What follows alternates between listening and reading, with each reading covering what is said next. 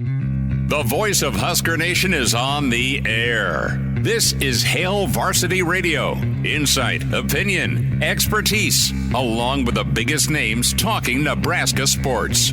Join in with the show at 402-489-1240 or 1-800-825-5865. Now, here are your hosts, Chris Schmidt and Elijah Herbel. Welcome to it. It is a Roadshow Wednesday, Thanksgiving Eve down here at the Single Barrel, 9th and P, inside the Graduate. It's Hail Varsity Radio, powered by Cornhead Lager. Chris Schmidt, Elijah Herbel, gobble, gobble. Hope you're doing all right. Numbers to get in today at 489-1240, 489-1240. You can dial up wherever you hear us across the Hail Varsity Radio Network, 1-800-825-5865. Take us with, if you're on the road, off to friends or family, can do that different ways. Can stream the show, the Hail Varsity YouTube channel. Also play us off the Hail Varsity Radio Twitter feed. We're streaming on that video and audio at HVarsity Radio. Elijah is locked in, ready to go. As it's going to be a good final push for football on Friday. We are here again at the Single Barrel on Friday from 6 a.m. to 11, right before kickoff. And that is 9th and P, downtown Lincoln in the Graduate. The Single Barrel, get yourself you're going to be turkeyed out, is what I'm saying. So get yourself a big old steak, get some chops, get some whiskey, get some sort of red meat, is what I'm telling you. Nothing against the bird. Nothing against turkey. I'm going to go crush a smoked turkey here in a little bit.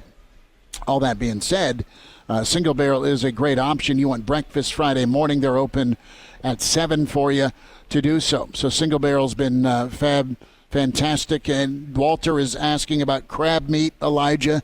I don't know if you're going to have any crab meat on your Thanksgiving menu, but Walter, thanks for bringing that up on the crab meat. Elijah's out on that. But Mike Babcock is going to be with us. Babbers will check in about 15 minutes, get his take on Nebraska and Iowa. In hour two, we'll spend some time and say hi to Evan Bland, a Jock Doc coming up as well on Joe Burrow. Danny Burke, Burke's Best Bets in the 5 o'clock hour. And then I'm going to go ahead and just pump these two kids up. They are on arguably the finest intramural basketball team I have ever laid my eyes on, and they're going into year two. It's not quite UNLV with Larry Johnson and Stacey Augmon going for back-to-back titles in the early 90s, but they're pretty good. Coach Jace Erickson and Quinn Fisher will join us as they get ready to take the intramural floor. They're an intramural squad at Lincoln Southwest. It's intramurals, brother. We'll hear about their team, and they are a bit of a riot. They're good stuff. So that's on the lockdown today.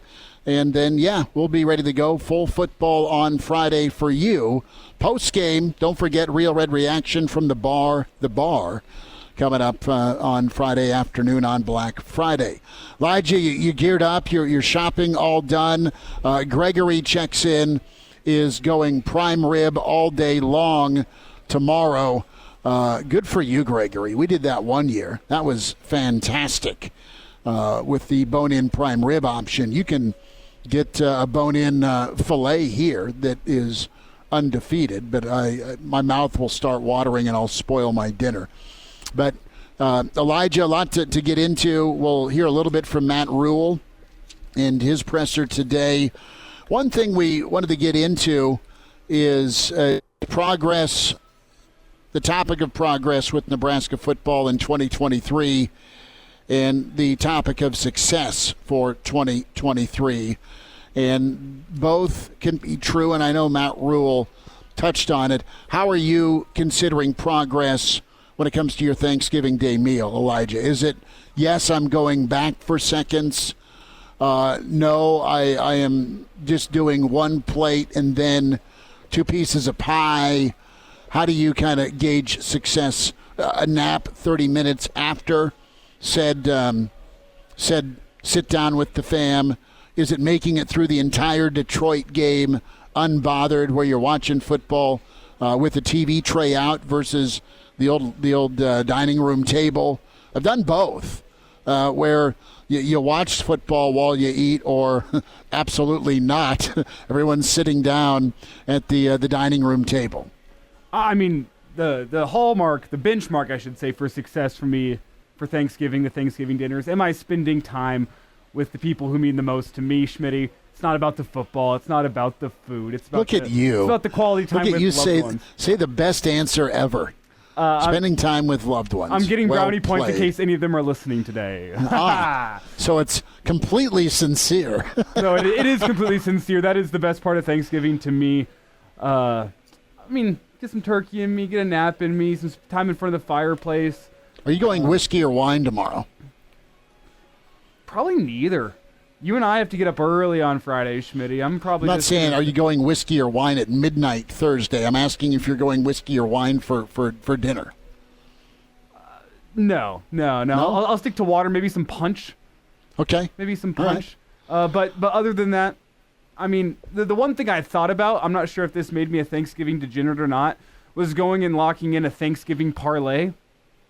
No, I love that. Would that make, like you have to just pick the money line from all three games and have a real rooting interest? But then the problem becomes, in my family, we don't eat in front of the TV, like especially for Thanksgiving. Like, we're going to be around the dining table. And then with dinner currently scheduled at 1:30, that causes some issues. That's smack dab in the middle of the fourth quarter between the Lions and the Packers. And now I'm the degenerate that's got the phone pulled up at You're the getting dinner the table. evil stink eye from Dad about being on your phone during dinner. Exactly, and he wouldn't understand the fact that I have a parlay locked in. He wouldn't. So I stayed away from that, and I'm going to go with the political answer, the smart answer, the correct answer of Thanksgiving is about spending time with loved ones and nothing else.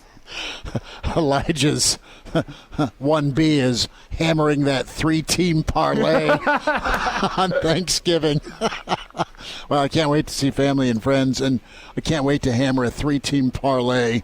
Yes, Packers, Lions, Commanders, Cowboys, Niners, Seahawks. 3 really unappealing games, to be fair. I think Seattle and San Fran will be all right. That's the best game of the day. I still got San Fran by a touchdown. I got the Packers by at least 10 against the Packers. Excuse me, the Lions by at least 10 against the Packers. And then I got the Cowboys by probably at least 10 points against the Commanders as well. Might not be the best day for football. Well, Detroit and Dallas are on, and you've endured that your whole life. Walter checks in, biggest concern Friday, Satterfield versus Phil Parker. Hashtag nervous. Thank you, Walter, for steering us back to football, at least on the field. Gregory is having Angels envy. Good call with that said prime rib. But the topic at hand, and we'll hear from Matt Rhule. This is from a little earlier in the week, but it works for this topic, 489-1240. Progress in 2023, year one under Matt Rhule. Success under Matt Rhule in 2023. Do they have to be the same thing? Are they the same thing in your eyes as a Nebraska fan? And let's hear from Coach Rhule. And this is, I think, titled Football Autopsy. He touched on that and kind of reiterated it again today about the health of the program. And do you have that for us? Not one titled Football Autopsy. Is it from Monday? Yes. Direction and buy-in? Try it, sure. Try it, sure. That's where we're at. It's the day before Thanksgiving. That's where we're at. Try it, sure. This is Matt Rhule on the health of the football program, we hope. My gut. I mean, if you did an autopsy and you cut open the football program here, it's as healthy as it could be, and guys are feel as invested in, as poured into, and as coached and as developed as possible. I wish we'd have blocked the kick against Maryland and won the game. I wish we would have. Won the game in overtime the other night. Those results would probably be more tangible to our guys. Would feel better to be more tangible to the outside world. I get all that, but the development is the development, and the improvement is the improvement. And more than anything else, players want to know that they're getting better. The transfer portal is going to open up all across college football, and so many people are going to be making a decision about about their current, is another situation better based upon how much they're playing? And my statement to guys is always, how do you want this to end? Like when you're a senior, what do you want to be an NFL player? Are you trending towards that direction? Not your current state, but are you improving and developing? And so I think our team, I don't think I've ever stood up here with you guys and said like, hey, geez, we got this guy's hurt, that guy's hurt. I mean, I'm actually proud that when we put the third quarterback in, you guys say, well, how come? That means we probably are practicing pretty well. We're probably doing some things well. Like, I'm proud that we put Justin Evans-Jenkins in or Teddy Prohaska in. And Teddy missed all of training camp. He's out there playing left tackle against Wisconsin in the crowd noise. And so and he's playing pretty well. So I just think you watch Jalen Lloyd. On the bye week, Jalen and I and his parents were deciding if he should play or not, or if he should redshirt. And now Jalen's hitting seeing balls for touchdowns. And so when we talk about buy-in from parents, talk about buy-in from players, I couldn't be happier about where we are. I couldn't be angrier about our record, if that makes sense. And two things can be true. So Rhule nailed it, and we'll bring Babbers in on this discussion here next segment. But, Elijah, as I look at Nebraska football, I have seen a team get better. I have seen a team against some pretty tough injury odds that other teams may not have responded this way, and they have plugged in and played guys. They are true to their word about how they practice, what they do to develop. You have a very good head coach and a very good staff when it comes to eyeing talent and then getting them ready to go. And are they always a ball of fire on offense? No. But are they trying to stick to their core tenets, so to speak, of being physical and tough and be a tough football team in the fourth quarter? I think they've done that. They have not had the results. So to me, they needed to get to a bowl game this year just based on some of the analytics that were out there that was projecting 5 or 6 wins. So be on the right side of that. I think Rhule looks at this team compared to other takeovers and sees you're ahead of schedule because of the talent you had. He's referenced that with just the players that they inherited. I mean, there's some good kids on this team, really good kids, and there's some good depth on this team. But you've seen guys play at a level you've not seen them play at before, and credit goes to those kids, the players, but credit also goes to this coaching staff where you've seen Polar Bear and Ty Robinson really raise their game. Bayer come in and do some work. That secondary has been really pretty good. Tom Hill is a guy that's got all the talent in the world, but you've seen him not be perfect, but play some really meaningful football. And I think you've seen an offensive line, specifically the last 3 or 4 weeks, and I know they gave up 3 sacks against Wisconsin, but between that O-line and Emmett Johnson, with how just blown up your running back room was, and the left side of your offensive line, by the way, with a bunch of starts, guys have come in and played really, really well. So I have seen progress. This team reminds me of some of Bo's teams that got better as the year went on. Now, those teams ended up with nine wins. And I think in 2008 specifically, with how they finished out against Clemson. Does Nebraska get a bowl game opportunity? And to me, progress, yes. Will it be a success? It can still be a success, and this sounds like a silver lining take, and that's not what it's supposed to be. I've seen progress. I've seen the culture cement truck back up and get poured. I'm confident in that if I'm a Nebraska fan. Success, though, to me still is getting to a bowl game. They got to find a way, right? Learn how to win. It's been talked about a lot. They got to find a way to get 6 on Black Friday. They got to find a way, Bud, to get a tight fourth quarter ball game and come out on the right side. And I'm talking the final 3 minutes. They got to exercise that demon sooner rather than later. For me in 2023, we'll see if it can happen. And we got to get to the phone lines here before the end of the segment, so I'll just keep this short and sweet. Matt Rhule talked about the autopsy, cutting it open. You know what? It's healthy on the inside, but the outside matters. What you look like on the outside matters. And for the past couple of years, Nebraska has been a team that looks like from the outside that it has leprosy. It's just all falling apart, looking gross. And leper call, okay.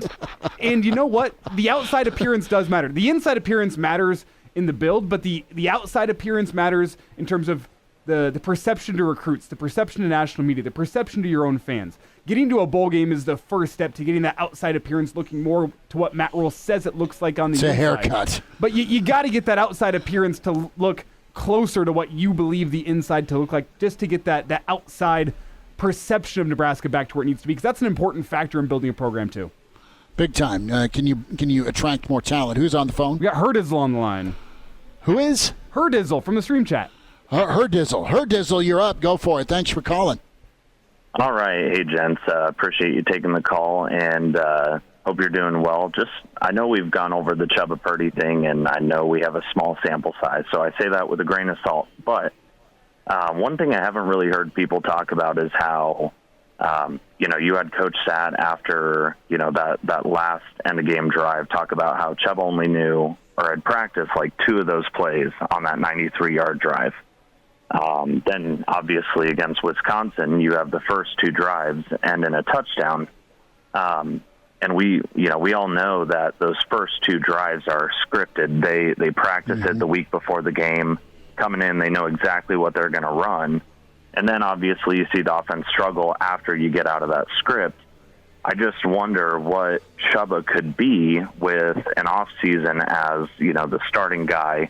You're practicing with the ones. You're getting all the practice on the plays versus, you're injured for the first half of the season. Hurrdat, hang on for me. On for me. I want you to keep this call going. We got a hard break.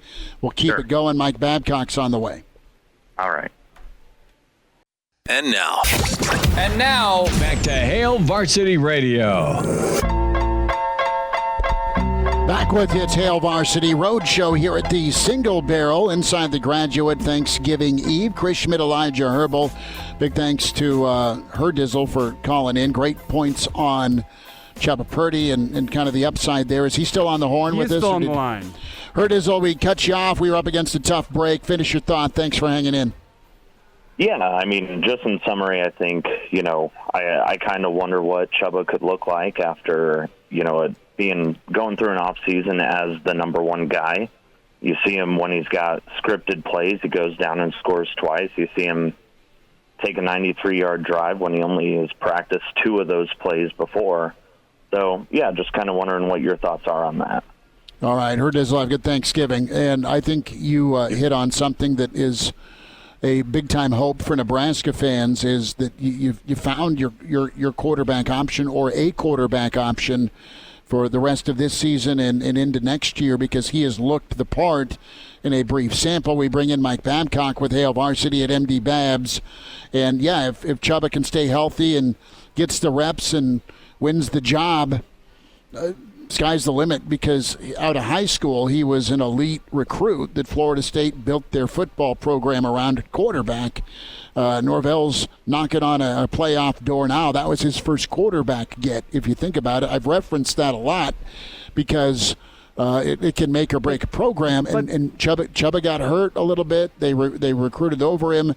He went to the portal. He didn't have good performances last year and really didn't look poised, is the best way to put it. He was kind of thrown in and sporadic. He looks completely under control in the game and a drive I've seen of him, and I think he can only get bigger from that. Well, and that's the issue, Schmitty, is that it's not the guy that Florida State built their football program around. It's the guy that they wanted to build their football program before quickly moving on. And what they saw on film, yes. Matt Rhule is trying to build a program that is built on development. So maybe there's been development.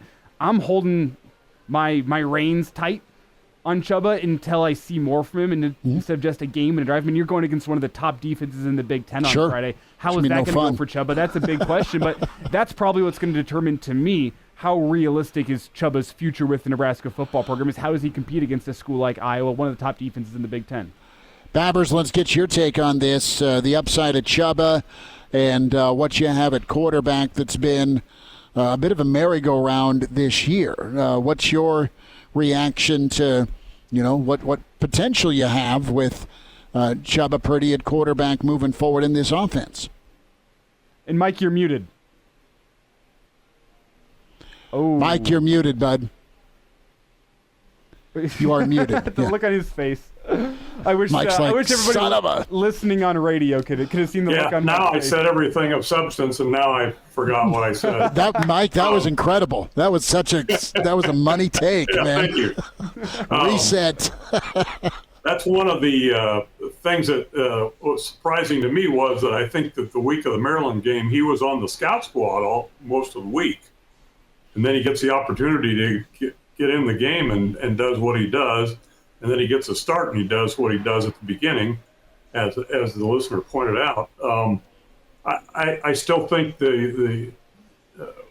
some things have to be determined based on what happens in the Iowa game. And as Elijah points out, we don't know yet. He had a good performance in the last game, and he had a good performance coming off the bench when he was needed to make that drive down the field. But it's a limited. We've got limited evidence here, and we've still got to see what's going to happen. And Iowa is certainly a good test for that. And obviously you can't put it all on him. It depends on the guys up front and whether you can do some things in the running game. I think that's important still. I think Nebraska has shown more and more that it can run the ball, even though you've had the injuries. You always have to factor in the injuries. No matter what team you are, there's going to be injury problems, but Nebraska seems to have had a disproportionate number of injuries, particularly on offense. But I think the jury's still out on him, but I think you've got a good start, and we'll see what happens against Iowa. I mean, that's going to be a top tier test, no question, against that Iowa defense. Great quarterbacks have been made to look miserable against Iowa, not guys making their 5th or 6th career start. So he'll need help, and he'll need to be able to kind of process quickly. That's what was really cool to see if you're a Nebraska fan, was how locked in and comfortable he was. What they scripted worked and worked well. Now the key is to continue this week and find a winning script, and then those plays that Nebraska can hang on to the football and move the football against an elite defense, and a steady, good dose of running the football. Doing some crack research with my friend Iowa Russ, who doesn't miss an Iowa game, says, well, if Nebraska's smart, they'll run up the middle on Iowa. It always sounds like a good idea, doesn't it, trying to run up the middle against Iowa? Yeah, let's start with that and just keep pounding just keep pounding away right in the middle. Just control the clock, pick up first downs. Win it 3-0. A little bit difficult to execute. Yeah. So Mike Babcock's with us here. Go ahead, Elijah.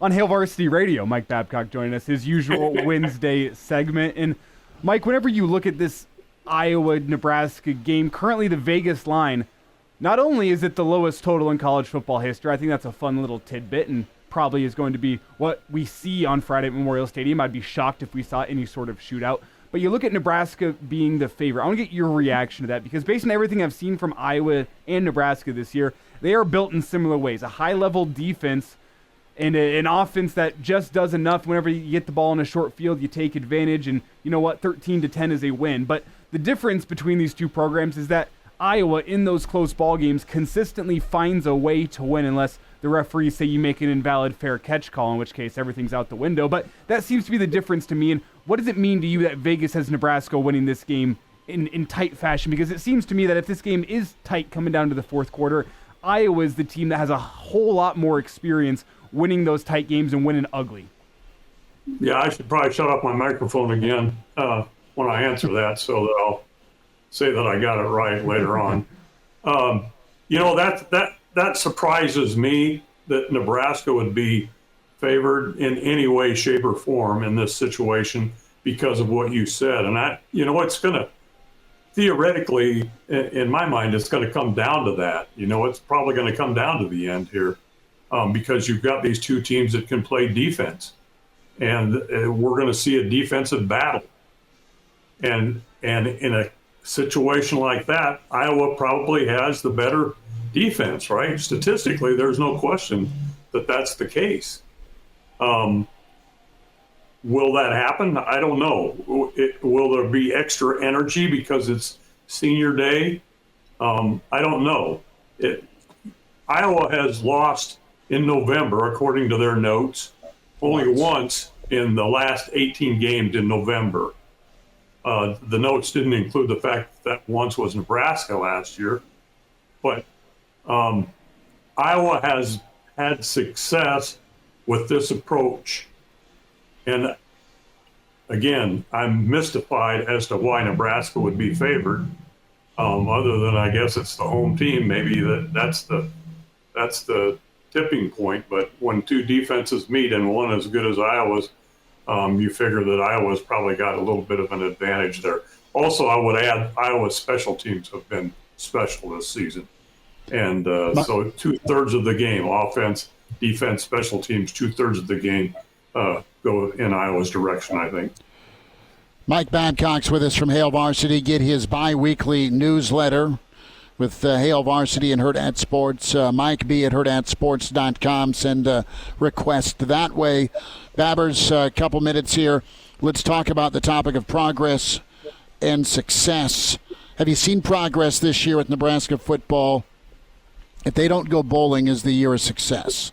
How are you gauging that success topic? Yeah, I've seen progress, and I think that the comment about the autopsy thing, the buy-in part of it, I think the players have bought in. That's the impression I get. I really appreciate the fact that Rhule presents himself as being about the players. That's important to him. His assistant coaches the same way. Whenever something goes wrong, the coaches are always with Rhule on down. It's on me. It's on me. It's not the players. They don't blame them. Publicly, they don't blame them. I think that's important. I do think that the program is developing now. If Nebraska doesn't win on a Friday, I still think that Nebraska is going in the right direction. But a win on Friday would confirm for other people, I think, where this program is right now.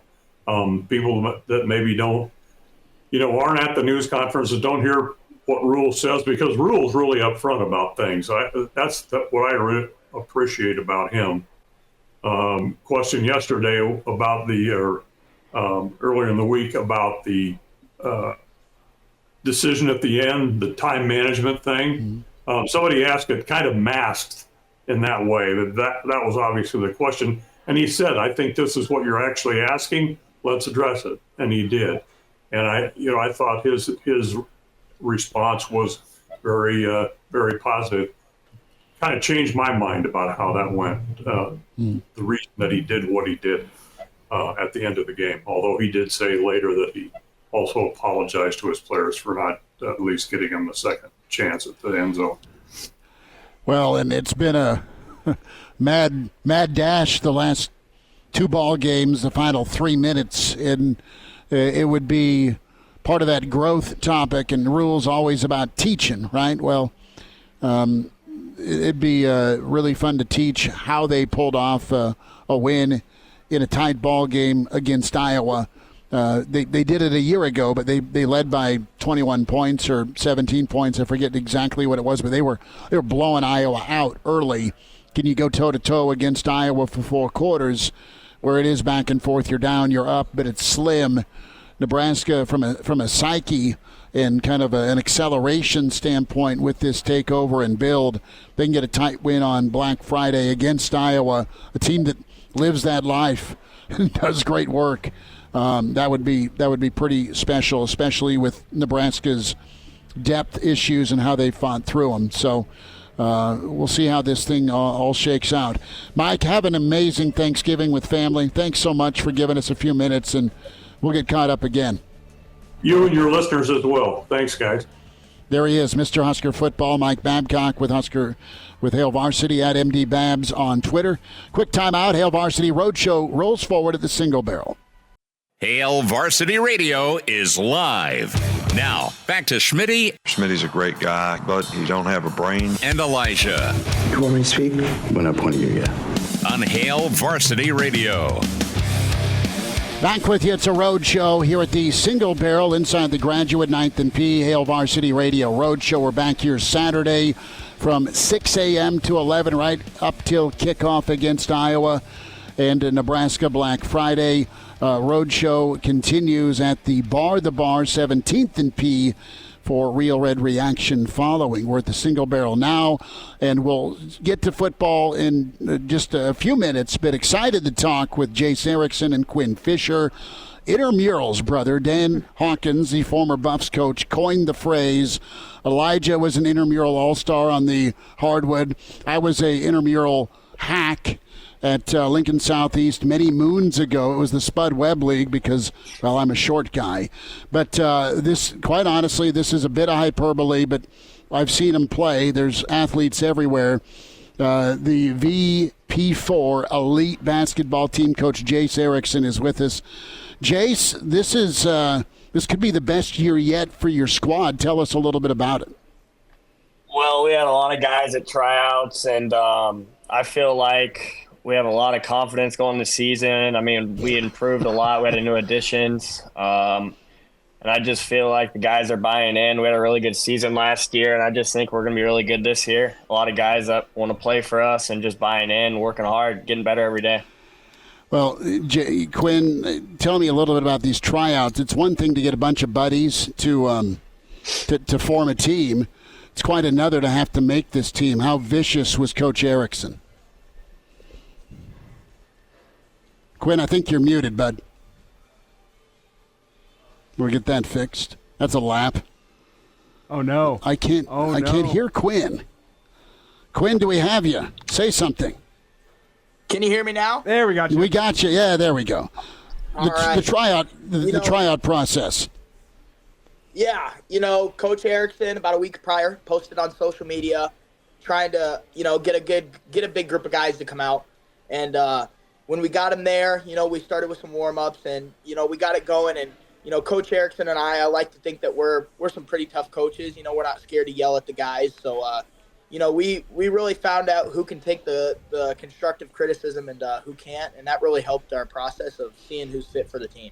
Now, this is a question for either one of you who wants to answer. We have a thought in from one of our stream listeners. They say, interview bricklayers, we way better. I need to get your guys' thoughts. The bricklayers, is this some sort of competition between your team and theirs? I need a response here live on the air to this comment. This is radio and digital, so no language, fellas. The bricklayers, there's been a lot of talk over the internet about, us getting a scrimmage with them and us playing in their league. We would like to play them, obviously, and I don't think they stand a chance against us. We have a lot more talent than them, and they seem like they're just not that team this year.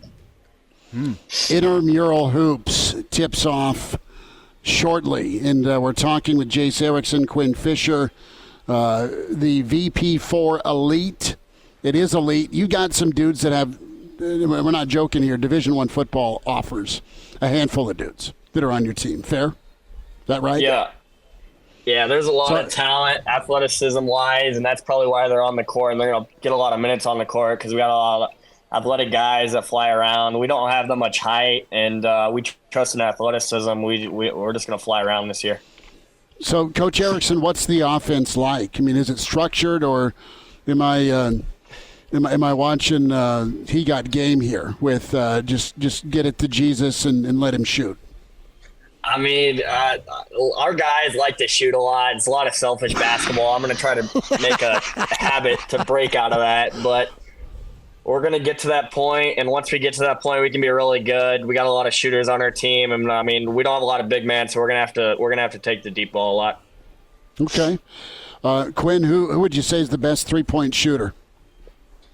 I'd have to probably go with Race Horning-Roca. He can really let it fly.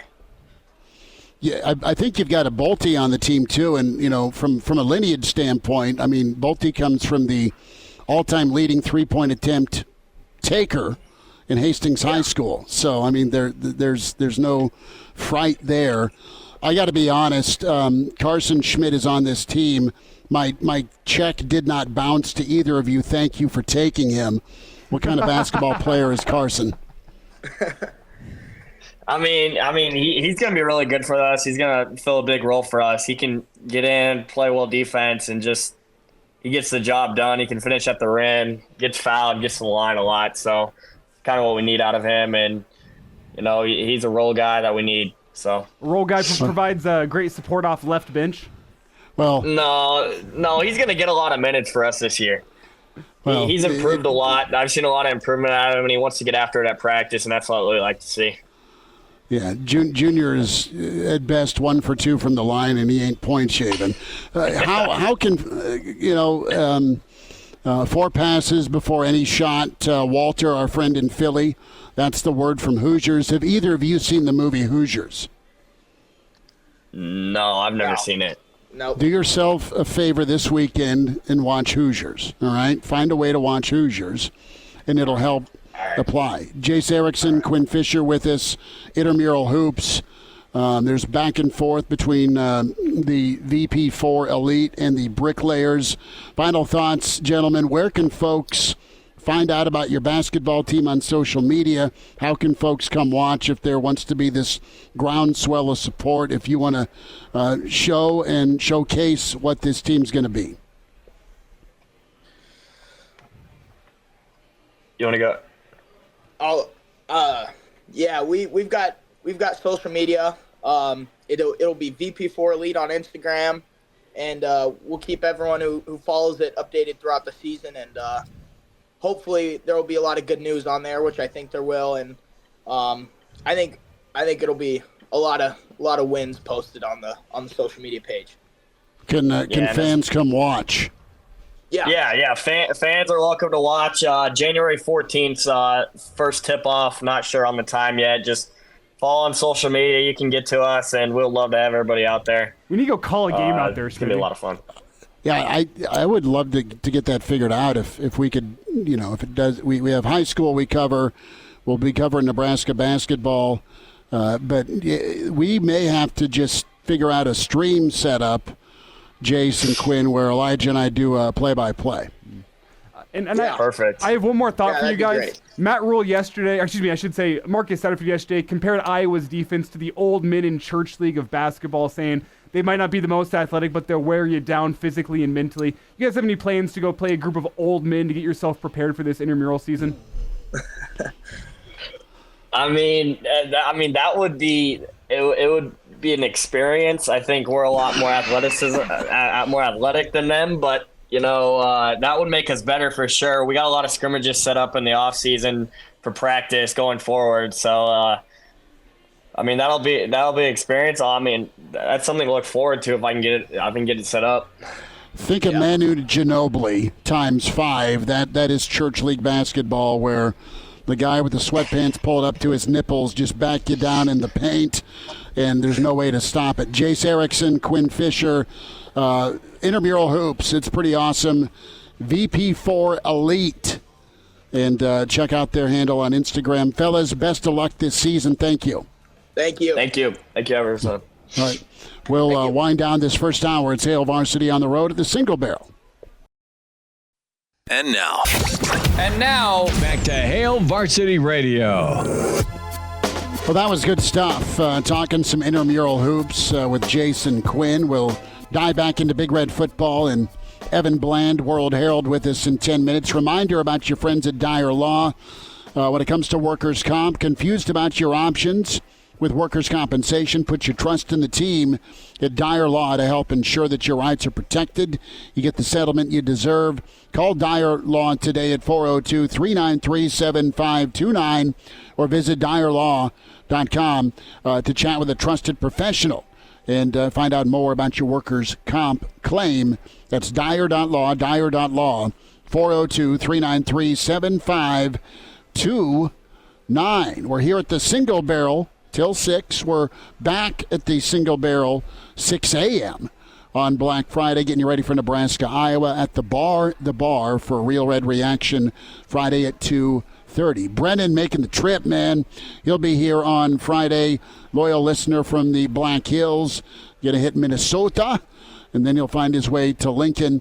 Anonymous checked in a little bit ago, Elijah, with some facts with Chubba here. Chubba's been in college for 3 years and 3 months and hasn't ever won a game as a starter. His brother's 0-4 against Iowa. So I say the Purdy's are due for a win. Iowa just makes it pretty much hell on about any quarterback or offense they play. It's not unique to a guy making his second start this season. It is real, because that is part of their formula to success: defense, special teams, and it'll take an incredible effort. To be honest, the reason you won a year ago is because you had the best dude on the field in Trey Palmer. Iowa had no answer for that athletic matchup. And you could throw it deep and you hit big, and away you went, and you hung on in the end. I mean, Trey Palmer took the soul of whatever true freshman he was going up against. I know. Remember the post-game press hurt. Conference? No face, no case. I didn't even know that was a freshman. Like, Trey Palmer had one of the best post-game interviews of all time there, where he just talks about how much he doesn't like Wisconsin and Iowa. He woke up feeling pissed off. He didn't know he was burning a freshman all game long because he didn't care. Like, that was fantastic stuff. And I mean, does Nebraska have the best player on the field tomorrow? No, likely not. But it's going to come down to a play in the fourth quarter. That's what tomorrow is going to come down to. But Schmidt, before we get out of here this hour, I do want to clear up a misconception. Maybe it's not a misconception. This is in the stream from Eric. He says, Elijah was not an intramural champ. You laid it out as such an intramural champ. I can confirm I was not an intramural champion. As Eric goes on to say, the only team we beat was the Southeast girls cheerleaders. That is also true. But the problem was... You had fun, didn't you, playing that game? We had a lot of fun, and what our team was there was a whole bunch of fat kids. We call ourselves the Doughboys because we were all the linemen from the football team. And most teams that we went up against realized that we could beat a 2-3 zone, and we ourselves played a 2-3 zone on defense because we weren't going to be running. But whenever defenses played man-to-man against us, we really lacked that athleticism to be able to beat a man off the dribble. So that is truth here. I am not above the slander similar to your son here. Yeah, the Junior chimes in. I'm taking a lot of slander. And listen, I mean, he's a good player, but the free throw line, I need to see a jump. I mean, there's been accusations by his own mother of point shaving. It's always 1 of 2. It's always 1 for 2.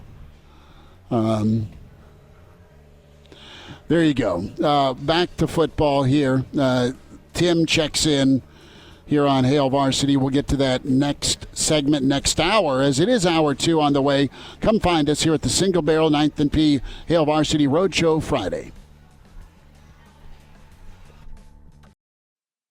The voice of Husker Nation is on the air. This is Hail Varsity Radio. Insight, opinion, expertise, along with the biggest names talking Nebraska sports. Join in with the show at 402-489-1240 or 1-800-825-5865. Now, here are your hosts, Chris Schmidt and Elijah Herbel. Back with you into hour 2 at Hail Varsity Radio Roadshow. Thanksgiving Eve. Chris Schmidt, Elijah Herbel. We're down here with the Single Barrel 9th and P. You're invited down. Come hang out, get a whiskey, get a steak if you're trying to preempt too much turkey. If you want some turkey, they've got some wild turkey for you, I do believe. But just an awesome spot. We're here today. We're here Black Friday morning, 6 to 11, getting you ready for Nebraska-Iowa. And they have breakfast that starts at 7. And, of course, you want to audible from the bird to the incredible beef that they offer here, do it. Get down here to the Single Barrel, and the wall of whiskey does not disappoint. We say hi to Evan Bland, Omaha World Herald, at Evan Bland, OWH on Twitter, to talk more Nebraska, Iowa. Evan, happy Thanksgiving. Thanks for a few minutes. How you doing? Hey, doing all right. You reminded me I got to pace myself this time of year, this time of week, man. A lot of good food going around. So, yeah, excited for the holiday. Pacing oneself, it's a skill, isn't it? And Nebraska fans, they've paced themselves for a while. Evan, if you look back to those missed opportunities, chance to go bowling for Nebraska in 2019, a chance to get there this season as well. And can it happen Black Friday? Iowa's beatable. It's a winnable game. My take, not Scott Frost's, to tick off Purdue, but it's going to be tough. And I love how this showdown kind of gets to the nitty-gritty. Going to be a real test of wills. And what do you like about Nebraska moving in to this one perhaps last opportunity on Black Friday? Well, I like their headspace still. I have not gotten the sense from any of the coaches or players that they're worn down or overly frustrated. I mean, of course they want to win, but it just feels like they continue to bounce back and prepare and do all the things that you need to do to be competitive in this game, even though the results haven't gone their way. I do think that's a really positive sign for where the culture is going under Matt Rhule. But I want to and culture and all that. It's a great foundation, but I think in a game like this, it's a reminder that it can't be everything. You need some health. Nebraska doesn't necessarily have a lot of that. You need talent. You need guys to get better. And I think it's a reminder that Nebraska's on the front end of a lot of that stuff right now. And it is. It's going to be a tough one with the way Iowa plays defense and plays games that. It really, I think what Iowa's good at directly goes up against what Nebraska's been good at and what they've needed to do to win games. And particularly, I think of the offensive side where, if you're Nebraska, the way that you score points or the way you have scored points is by busting a long one at some point. And that's something Iowa's been really good at stopping. So, I think the over-under, 27.5, it feels really high, as ridiculous as that sounds. It does. It feels like, the defense is going to have to do something for Nebraska to score or to set them up for field goals or whatever.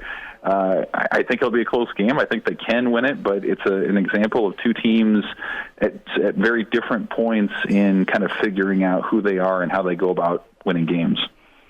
Evan Bland with us here on Hail Varsity Radio. And Evan, it's pretty clear how important this game is Friday for Nebraska to get a win, obviously making it to a bowl game. But I want to get your thoughts on the psyche element that Nebraska, if they beat Iowa. Do you think that could be more important than a bowl game, the fact that Nebraska with the win Friday? I mean, you look how Iowa wins football games and how they've won football games for years.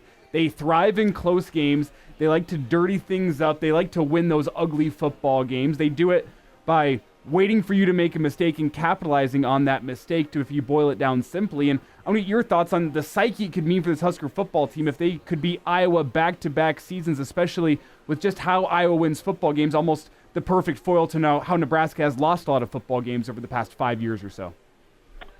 Yeah, absolutely. I think of something that Matt Rhule said about Iowa on Monday about this idea that in a 7-6 game, in a 10-3 game, whatever, they're comfortable in that. Their heart rate stays slow. They stay calm. They know what they're doing. They see, stay the course, see it through.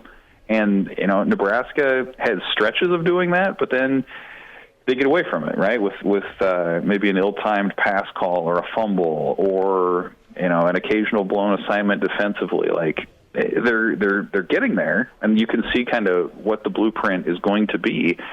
But Iowa's just so dang consistent with that all the time. And so if you can, as Nebraska in your last regular season game, kind of show some of those gains against a school that is already the Big Ten West champ, that's going to maybe win 10 games this year, depending on how things go. That's absolutely a shot in the arm into the offseason. And we saw firsthand what the value of that can be when they went to Iowa City and did it last year. I mean, that, even though their season was over, that had tangible, benefit to those players. That was a relief. That was a cathartic moment in Iowa City where they finally got one of those monkeys off their back. So, yeah, I think that's something that would be important. They would tell you that obviously going to a bowl game and having the practices and developing the next wave of guys is also key.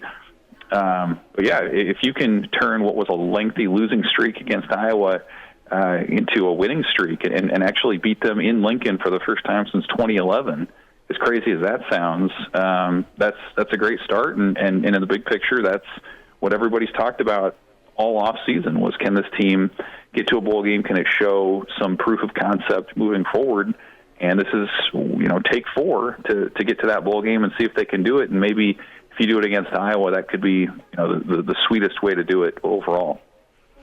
Evan Bland with us here, Hail Varsity Radio Roadshow here at the Single Barrel Thanksgiving Eve. Chris Schmidt, Elijah Herbel. And Evan, let's spend a minute here on Nebraska. And we talked a little bit of big picture. We talked with Mike Babcock about it. I want to get your take on it as well. Have you seen progress this year with the Nebraska football program? And what is success for this Nebraska football program? Is it that bowl appearance? Or have you seen enough progress that says, all right, this has been a successful year? Yes, I would say that I have seen enough. And I'll go back to the culture piece that we just discussed. Mm-hmm. I think that's where you start. Like, guys are clearly bought in, to use that cliche. Like, in past years when Nebraska's struggled, you can always kind of tell there's been discord at certain points. Guys speaking out, whether that's players or coaches, and there just hasn't been any of that. Like, they bounce back, they go on to the next thing, they know what's expected of them, and I think there's no bigger testament to where the program is than Ty Robinson deciding to come back. I mean, he's coming back for a sixth season under a staff that did not recruit him when he would likely be chosen in the NFL draft and he could start his professional career. He likes it here enough. He said that he sees enough stability, enough track record of development, that he's going to put another year of his career into this program. So I think that says a lot. I think we're going to see more of that as the transfer portal opens on December 4th. I don't anticipate seeing a lot of guys jumping into that thing. Now, you may see some of these fifth-year juniors decide to move on for various reasons. I think injury certainly could play a part, or graduation, the fact that guys have degrees in hand and maybe want to move on. But this it feels like a place where people know that they're going to get better. And I think that's the other thing. And Matt Rhule touched on that this week too, saying that the improvement is improvement, the film is the film, and even though the results haven't always been there amid a bunch of close losses, I think you can look at, especially defensively, you can go down the line and pick any level of the defense and say, this guy got better or that guy got better. The offensive line has not been an obvious problem the way that it has been in the past. Like, there's just a lot of individual cases of success. And, again, Nebraska's just a handful of points away from, being 7-5, 8-4, if things maybe had broken differently when the season's all said and done. So I think they recognize that. They recognize they can get better, and that makes Nebraska in a more stable place than it's been in a long time.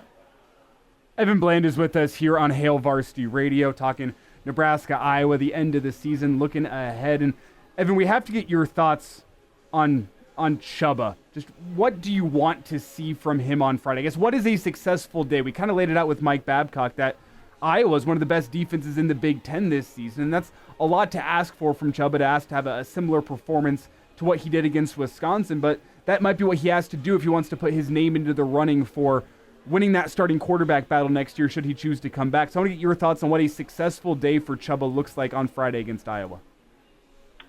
Well, I know he got Iowa's attention with his long touchdown run against Wisconsin. There were some players in Iowa City this week that were talking about that.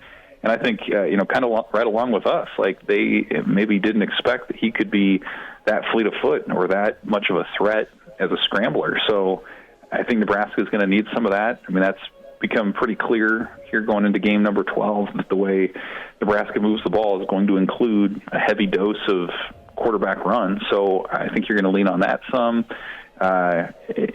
Purdy, I think, made it pretty clear that Billy Kemp was his preferred target. So get him involved, get the senior involved in space with some short throws, let him make some plays and do some things, and then, do what you did too, and not turning the ball over, outside of that late interception in overtime to end the game. Purdy took care of the ball and played the field position game. And if you do that against Iowa, you have a chance. If you give it away and set up their offense with short fields and then they give it back to their defense, good luck. So I think really in a lot of ways, Purdy did just about everything that you could want from Nebraska's starting quarterback in their current state against Wisconsin. So do that again. I think it's going to be tough to bank on multiple long scoring plays the way they had against Wisconsin. but take care of the ball, run the ball, chew up some clock, and then just, let your defense duel Iowa's defense and see who comes out on top in what should be a rock fight. Evan, I want to get a thought from you on Nebraska's special teams side of things and Buscemi. What's going on with the kicking game, and that's where Iowa pins you inside the 5 and forces you in a mistake, or they get it to the 50 because you got to go 3 and out. Yeah, I mean, that's been an area that Iowa certainly thrived in over the years. They've had back-breaking kickoff returns and field goals and punts and all the rest against Nebraska. And I think that unit for the Huskers has improved, certainly from 2 years ago when it directly cost Nebraska 2 or 3 games. But, yeah, it's been inconsistent still for sure. And Buscemi, I'm sure, would be the first to tell you that. 1 minute he can uncork a 45 or 50-yard punt with accuracy, and the next minute, he hits one off the side of his foot, and it goes 20 yards and bounces back, and he's the guy downing it. Like, that's not what he's looking for, certainly. His upside, I think, is still really high, and he is more than likely coming back next season to continue to work on his craft. But that's an area certainly that I think it'll be hard for Nebraska to win. Torrey Taylor for Iowa is the best punter in the country with the accuracy, with the distance, and all the rest. And so really, if you're Nebraska in that realm, if you can break even or come close to it, that's a win. I think Tristan Alvano has shown that he's going to be a reliable kicker for Nebraska for years to come. They still need to figure out the return game, both in punting and kickoffs. Like, they just haven't had much there at all this year that can be an asset to this point. So maybe this is the game where that changes. But I think it's another reminder that it's not just offense or defense to be that complete team that Nebraska wants to be. It's that third phase, too, that can flip the field and give you some hidden yardage. And, again, over 60 minutes this year or this week, maybe that's something Nebraska can play Iowa even to, but the track record would say that's an area the Hawkeyes continue to have an advantage. Evan, last thought here, about 60, maybe 90 seconds. In order to win a football game, usually you have to win 2 of the 3 phases, offense, defense, or special teams. Obviously, the first that Nebraska would need to win is their defense against Iowa's offense. Is it more likely that Nebraska wins the special teams phase of the game or the offense phase of the game in order to go out and get a win on Friday? I think the offensive side. I mean, Iowa's offense is pretty flawed in its own right. They're onto their backup quarterback and haven't been particularly explosive in what they do and conservative and all the rest. So you can envision a scenario, I think, where the Nebraska offense wins that battle, where Chubba Purdy does get out and is timely with his scrambles and is efficient on third down, and maybe Billy Kemp makes a play, or one of the freshman receivers where Emmett Johnson, is consistent in the ground game between the tackles, where Fedoni does, make some plays in those intermediate routes. Like, I think you can make that case. They do have skill players there, and it's at home. I think that part can play into it too a little bit when you're in your friendly confines and you're playing for your seniors and all the rest. So I think that's an area in a vacuum that you can do it. But again, the defense on the other side is awfully good, even without Cooper DeJean. So we'll see if Nebraska's up for it. But a lot of those young players especially have been banking reps for a number of weeks now. So maybe this is that time when they have a coming out party here in the season finale. Evan Bland with the World Herald at Evan Bland, OWH. Evan, best to you and your family for Thanksgiving. We'll see you on Friday. Thanks for a few minutes today. Happy Thanksgiving, guys. Thanks. And now, back to Hail Varsity Radio. One more time as we're here at the Single Barrel. It's Hail Varsity Radio Roadshow. 9th and P back here Friday morning from 6 to 11. Here till 6 tonight. And then Real Red Reaction for Black Friday at the bar. So got you covered as the Iowa semi has just pulled up to my left here as the Hawkeyes are in town. They just made their way. Schmidt and Elijah Herbel here at the Single Barrel inside the Graduate. Danny Burke, Pride of Chicago, Burke's Best Bets. And log on Danny's site for all your gambling thoughts and needs, burksbeat.com. Danny, happy Thanksgiving. Do you want me to send you a picture of the Iowa 18-wheeler?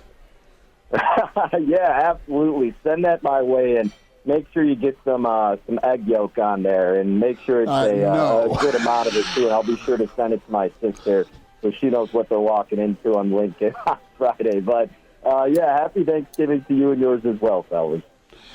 Daddy, let's talk Nebraska-Iowa. The line's -2.5. The unders are historically low. Let's get into the betting opportunities, the value here. What are some values you're seeing with Nebraska-Iowa? So this line movement was pretty fascinating, right? If you guys all saw it, I mean, Iowa opened up as about a 2-point favorite. Now, Circa Sportsbook, they always put out the early college football openers out there in Las Vegas. We have one of their affiliates out here in Chicago, too. So it was pretty appalling. Maybe not appalling, but it took you a little bit back that Iowa was laying 2 in this spot. And it's not because Nebraska's so much better, but anyone who's watched college football knows what this Iowa team is. So the fact that they're laying points on the road in this rivalry type of game was a little bit shocking. And then hence why you saw this line cross the 0, and now we see it flip to Nebraska's about a 2.5 point favorite. So, again, we know how bad this Iowa offense is. They're dead last in the country in total offense. Nebraska's much better, though. We know they've had their struggles and then some. They're at 113th. But what I pointed out in the article that I wrote up about this game is, you guys very well know, I mean, at least Nebraska offensively can find some success in the run game. They rank 26th in rushing offense, average about 4.6 yards per carry. Iowa can't even rely on that. I mean, they're 105th in terms of their rushing offense. And, again, we know how outstanding this Hawkeyes defense is, 7th best in defense in the country, allowing just 4 yards per play, 12.4 points per contest. But, again, we know that Nebraska's not too far behind with their success defensively. So when you factor that in, all right, again, Iowa probably shouldn't be laying points, a little bit of home field advantage for Nebraska. But then, more importantly, the incentive in this game. And that being, as we all very well know, Nebraska needs to win to get to a bowl game. Iowa already has their fate sealed in terms of what they're doing, meaning representing the Big Ten West in the conference championship game. So it's not that Iowa's not going to get up for this game, but this just means so much more to Nebraska. It means so much more to Matt Rhule in his first year with this crew. And you already heard some of the players talking about how they want to come back, and recruits excited to get going. And yes, it's been a very frustrated year, as it most typically is with Nebraska, but at least there's been signs of positivity. At least the defense has been stout, and you know that with the lack of quarterback play, they're still managing to be competitive. So the way I went in with this one is laying -124 on the money line with the Huskers. I would play that up to -130, and the reason why you're doing that instead of laying the points, even though it is under the key number of 3, man, I mean, as you alluded to, Schmidt, this total's the lowest in history. So you don't want to sweat out any points more than you have to. So have yourself get some security, lay a little bit more. Huskers should win this one outright. Denny, what is your take on that total? 26.5, the lowest in college football history. For some reason, the under still feels like free money to me, despite how low that number is. Free money. It's very, very hard to convince someone to bet the over in any of these teams' games, but especially Iowa. I don't know. I mean, like, it could be just like an ugly enough game to where you get a defensive touchdown or two to where it maybe gets it over. But again, I mean, I'm certainly not convincing anybody one way or the other. I think you can absolutely make a case for both, but especially toward the under. And you've been able to with practically every Hawkeye game this season. Danny Burke's with us. Burke's Best Bets, getting you locked in for Nebraska, Iowa. And, Daddy, as we're going to take the gambling hat off or just actually move it to the side and talk football for a minute. Have you liked what you've seen from Chubba Pretty? Is it too little, or are you in on, all right, this could be something not only for Black Friday but beyond for Nebraska if they maybe found a quarterback?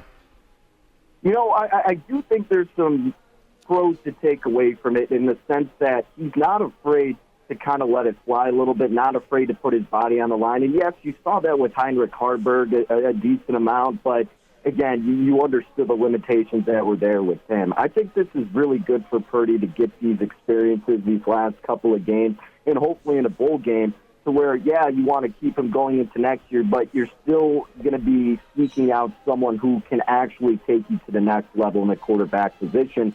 But I think still having him there in that backup position is the viable way to approach it. I don't think he's done anything that really wows you in the sense of going, oh, yeah, this is absolutely the guy. But it leaves you feeling as a Husker fan that, all right, if you do get someone a little bit better in the transfer portal, recruiting, whatever it may be, if it doesn't pan out, if an injury persists, at least Purdy's had that experience, especially under Matt Rhule and this offense, and you know that he can be viable enough if you fill in those skill positions, if you still have a strong defense. So, yeah, it's been nice knowing that they've had Harvard, who took over and did pretty well. Then you also have Purdy back there. But, again, you're kind of hoping they could get someone a tad bit more consistent in the passing game. But, again, look, the kid's got stones. He's been able to move the ball well enough, at least in that Wisconsin game, to put him in a position to win. But do I want him to be QB1? Not necessarily, but I do like him as a backup option, as I'm sure many people would going forward. It's Danny Burke with us here, Burke's Best Bets on Hail Varsity Radio. And Danny, let's switch gears here, talk some NFL. Schmidt and I were talking earlier in the show about Thanksgiving plans, and one of the things I had to talk myself out of was the Thanksgiving parlay. Moneyline Lions, Moneyline Cowboys, Moneyline 49ers. Are you going to talk me back into that here? It seems like a bad idea to try to sweat that out of my family and, try to act all normal around the dinner table while I have the phone pulled up on my lap trying to see what's going on in the Lions game. But Lions, Cowboys, 49ers, is that an advisable moneyline parlay to sweat out on Thanksgiving?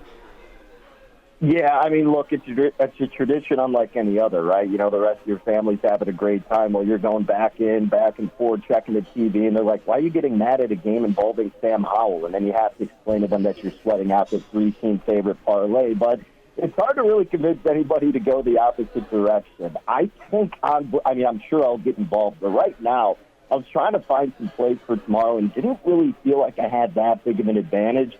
I think if I had to narrow it down, I would maybe consider a teaser going with the lines there and then adding in the 49ers. But teasing down the 49ers on a short week in a division game seems like a tough task to actually complete.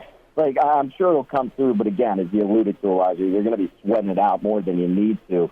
The play that I came the closest to making revolved around David Montgomery and his rushing props. I mean, he had an outstanding game the first go-round against the Packers, 30 carries for 132 rushing yards. The concern is that Gibbs is getting a little bit more of the snap count, but the Packers do have a weaker defense. They're bottom tier in DVOA, bottom tier in success rate against the run, etc. So if they get out to that lead, they're going to hone in on Montgomery and Gibbs. And he's gone over his rushing prop. I think it was 66.5 in every single game except the game he got injured, which was against the Tampa Bay Buccaneers. So that was the closest thing I came toward playing. But I do think the Lions get the job done. Maybe look for an in-game spot if the Packers keep it close because they're missing Aaron Jones, they're missing Musgrave, and some other defensive guys are banged up. So Detroit should, keyword should, take care of business, much like the other two favorites tomorrow. Danny Burke's with us. Danny, a quick thought on Black Friday with Miami and the Jets. The Jets are reeling. Their offense will pay tribute to Iowa and Nebraska's offense, possibly. You got Tariq and company and Tua and 9.5 on the road. Does that seem a little rich for your blood, or do you even bat an eye at it anymore? I probably won't bet this one, but I was thinking a lot more about it today, a couple hours ago, because I didn't even realize there was a game on Friday until today. It's kind of a weird spot. But this is a game where Miami should dominate, you'd think. I get that the Jets' defense is solid, and that's the thing they're hanging their hat on, but at some point this defense has to break. And let's be honest, Boyle's probably not going to be worse than Wilson, but this Dolphins defense is probably going to start clicking at this point after the bye week. You heard a lot of players talking about it. So if it's under 10, I would lean with Miami. If you're a little bit too afraid to do that in this quirky spot, maybe look at a Dolphins team total over if you can get it at a flat 24. But I think the Dolphins do take care of business, and their defense will look better than they have. And at some point, them offensively, unlike last week, will be able to get into the end zone consistently despite what people think of this Jets defense. Danny, is that game the perfect game to follow up Nebraska-Iowa? Not a lot of offense, going to be exciting, a field position game. And then you know what? right when that Nebraska game ends, you get to watch the Miami Dolphins. Is this going to be one of those games where the Dolphins get to flex their muscle offensively? Is it going to be the much-needed remedy to watching Nebraska-Iowa? Well, that's what we got to hope for, right? And I think you do kind of bring up a good point about that, though, Elijah, with like this Miami deep offense part of me. Because of what you saw last week, I mean, I don't think it was something like they didn't punt until the third or fourth quarter, yet they only amounted 20 points. After their bye week against this Raiders team that was supposed to be very, beatable in this unique spot, they didn't really show up. So I think they're going to make a statement to really try to execute, knowing that it's a better defense against this Jets squad, and that they're just so much more talented, too. So that's why I think it bodes well for Miami. And a lot of people have been talking about this really quick, guys. On these short weeks with Thanksgiving here, the reason that these favorites end up winning actually more so is because, well, it comes down to, if you don't have as much preparation, just outright talent. And we know leaps and bounds Miami has the advantage in that regard against the Jets. So that's why I got to side with Miami in this spot. Danny, 30 seconds. Ohio State, Michigan, -4 Wolverines. Who stays unbeaten? If Harbaugh's in this game, I'm taking Michigan. But because he's not, I think I'd have to lean toward Ohio State if I'm catching points over the key number of 3. But I also really don't like this Buckeyes team, and I don't think a lot of people do.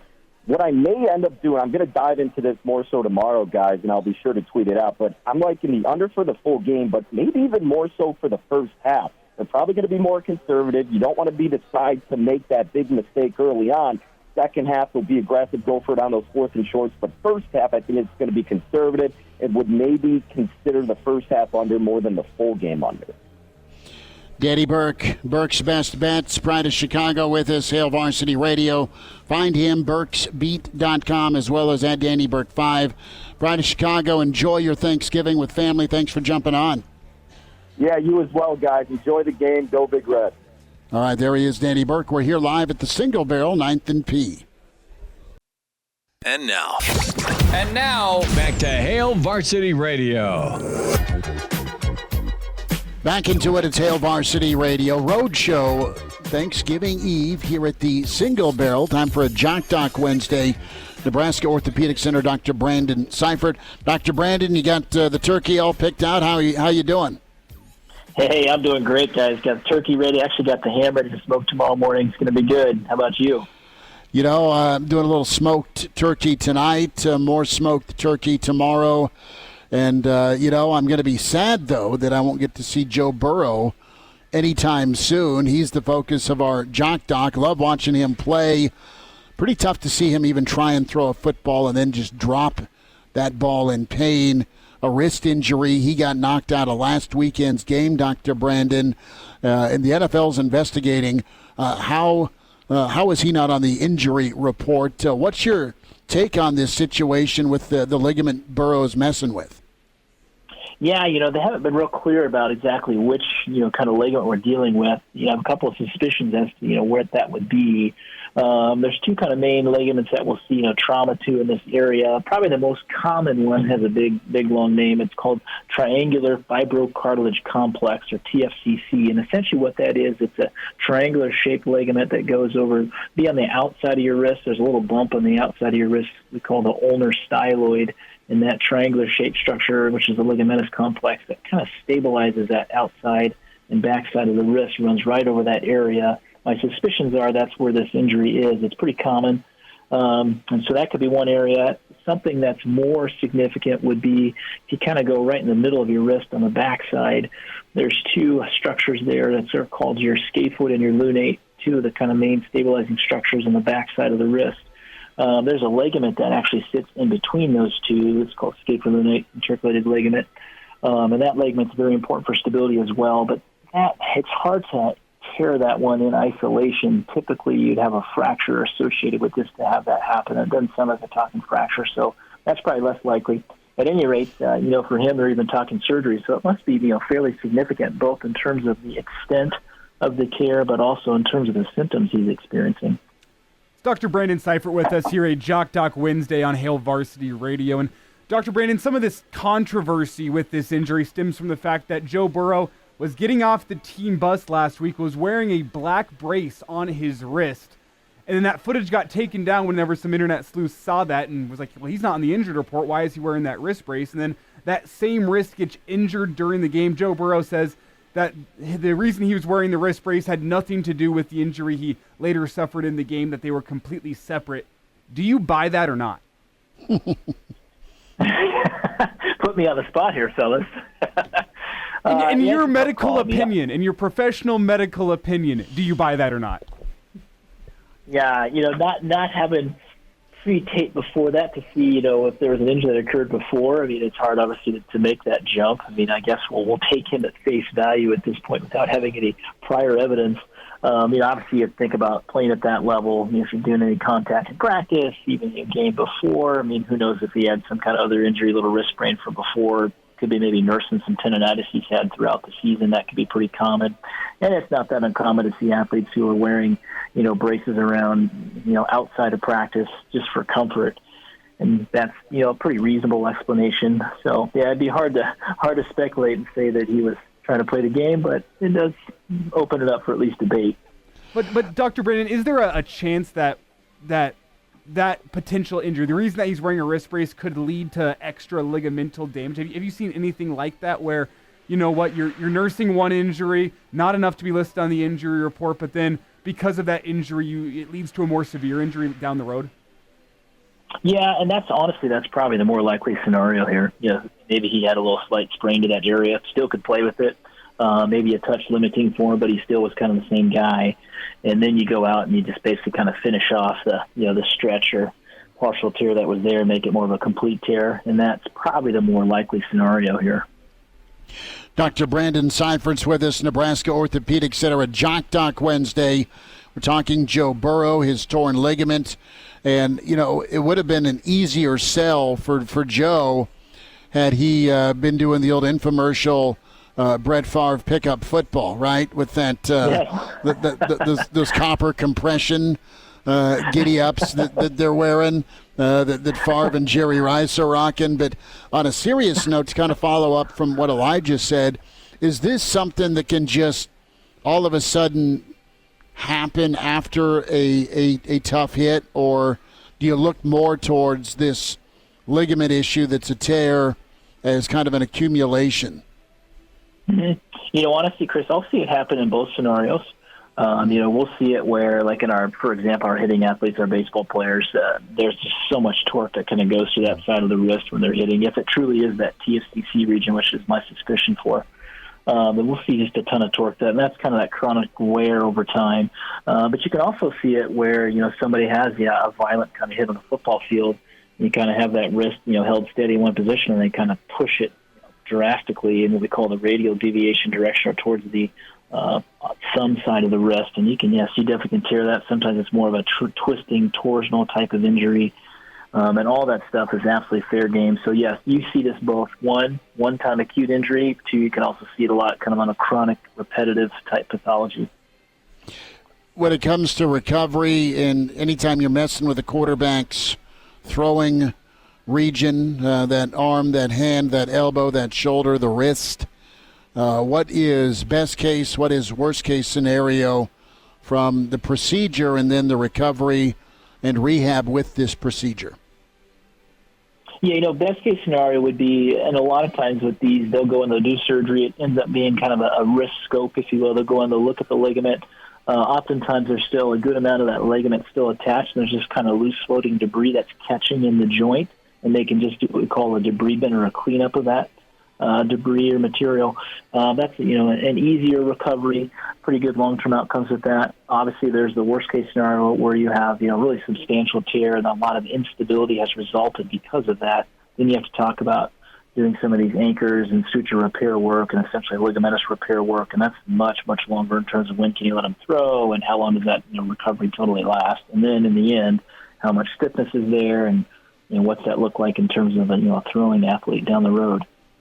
Well, and it's one thing to miss the rest of this season, which is completely understandable with when this injury happened, but how dicey is it for him to miss any 2024 time?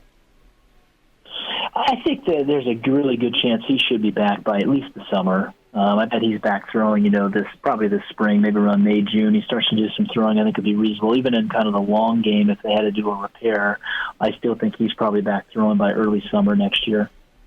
Dr. Brandon Seifert, Nebraska Orthopedic Center at Jock Doc Wednesday. Joe Burrow, our topic.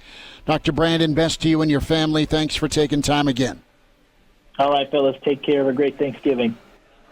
All right, good stuff from Dr. Brandon Seifert, Nebraska Orthopedic Center, Jock Doc Wednesday, Hail Varsity Roadshow. We're powered by Cornhead Lager down here at the Single Barrel. The Iowa equipment truck is parked off to our left. There's all sorts of Husker fans in here saying the only bird I'm having tonight is probably some wild turkey. The wall of whiskey is very real here at the Single Barrel, 9th and P. All sorts of steaks. Reminder to get buckled up, hands on the wheel, eyes in focus, straight ahead. The driver has one job to drive. A message from the NDOT Highway Safety Office. We'll wind down at Thanksgiving Eve here at the Single Barrel next. And now, back to Hail Varsity Radio. One final time, Single Barrel is the place to be here Thanksgiving Eve. Chris Schmidt, Elijah Herbel, the pride of Fairbury, Bill Dolman has swung by. He is cheersing us. He's cheersing you. And we'll be back on Friday morning here at the Single Barrel. I'm not going to hide out here, and I would take a room here. It's awesome. But that would not go over well. So I'll head home tonight, but we're back here 6 a.m. to 11. The KFOR morning show is going to be live here 6 to 9 a.m. The morning edition, Black Friday edition of Hail Varsity Radio, 9 to 11. Nebraska-Iowa, then Real Red Reaction live from the bar, Seth and Gregors. Love those guys having us out for post-game for a third straight Nebraska-Iowa Black Friday appearance at the bar, 17th and P. So we're smiling. I'm smelling steak. I mean, this is outstanding. I'll keep that smell of steak in my head, and going to go eat some smoked turkey tonight. Go see Joe Mama. My brother and his kids are down. His wife, lovely wife, Mel. Yeah, so I get my side tonight. We'll go see the in-laws / outlaws tomorrow. Elijah, pick me up at 7:30. I will go to the sports book with you tomorrow. Lay some heat down. We'll find that gnarly parlay you're in search of.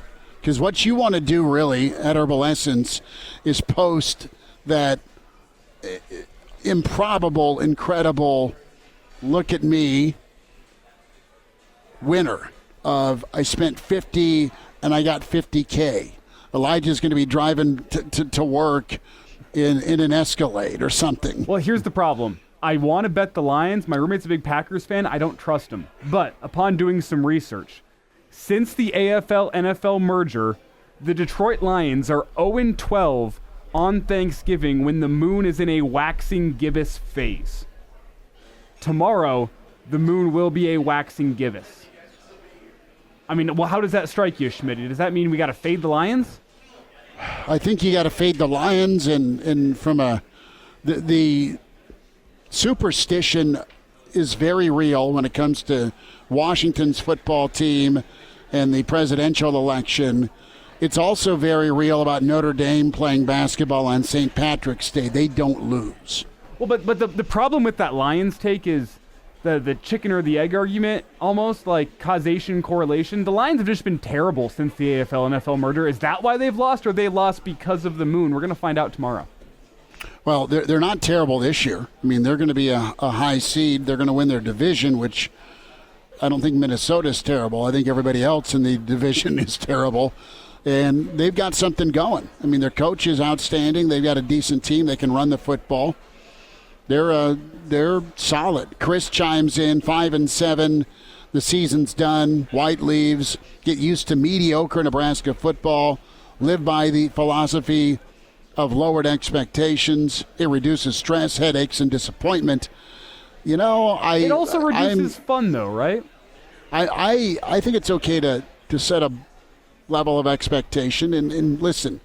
As we really tackled today, progress versus success, and it's not tug of war or arm wrestling match, but you can have both, and I think you've seen one side of it, and it just depends where you sit with the definition of success. That is either in ink or in pencil for you. So, Elijah, appreciate you much, brother. Thanks for everything. Have a great Thanksgiving with you and your family. Back Friday, 6 a.m. Talk to you then. Here from the Single Barrel 9th and P.